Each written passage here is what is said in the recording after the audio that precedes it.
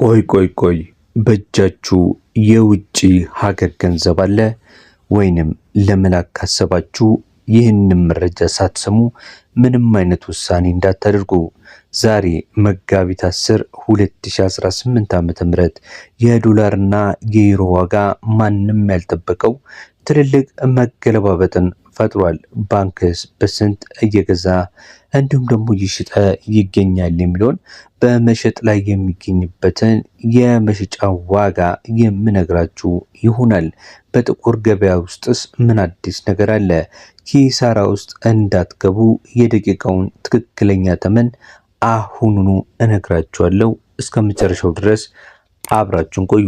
ለዚህ ዩቲዩብ ቻናል አዲስ ከሆናችሁ ቻናሉን ላይክ፣ ሰብስክራይብ ማድረግ እንዲሁም ቪዲዮንም ላይክ ማድረግ አይረሳ። አሁን ቀጥታ የምንሄደው ወደ ምንዛሬዎቹ መረጃ ይሆናል። ከአሜሪካ ዶላር እንጀምራለን። የትይዩ ገበያው እንደሚያመለክተው ከሆነ አንዱ የአሜሪካ ዶላር በ189 ከ19 እየተሸጠ ነው የሚገኘው። 100 የአሜሪካ ዶላር ደግሞ በ18919 ብር በመሸጥ ላይ ይገኛል። ባንክ ላይ እስካላችሁኝ የባንኩ ምንዛሬ መረጃ እንደሚያመለክተው ከሆነ አንዱን የአሜሪካ ዶላር በ166 ከ07 እየሸጠ ነው የሚገኘው። በመቀጠል ዩሮን ስንመለከት አንድ ዩሮ በትይዩ ገበያ ዛሬ መጋቢት 10 ላይ 216 ከ23 እየሸጠ ነው የሚገኘው። 100 ዩሮ ደግሞ 21623 በመሸጥ ላይ ይገኛል። የባንኩ መረጃ ዩሮን በስንት እየሸጠ ካላችሁ በ189 ነው በመሸጥ ላይ የሚገኘው።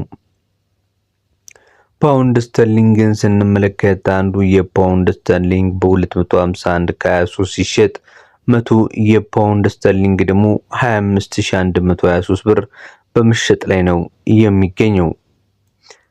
ፓውንድ ስተርሊንግን በባንክ ላይ በስንት መግዛት እንችላለን ካላችሁ ደግሞ የፓውንድ ስተርሊንግ የባንክ መግዣ ወይም ደግሞ መሸጫው 211 ከ99 ነው። 100 ፓውንድ ስተርሊንግ ደግሞ በባንክ ላይ እየተሸጠ የሚገኘው 21999 ነው።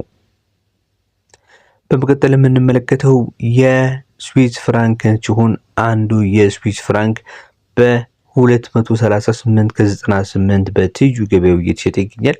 100 የስዊስ ፍራንክ ደግሞ 23898 ነው በመሸጥ ላይ የሚገኘው። የስዊስ ፍራንክ በባንክ ላይ በ204 ከ12 እየተሸጠ ይገኛል። የባንኩ መረጃው 100 ስዊስ ፍራንክ በስንት እየተሸጠ ይገኛል?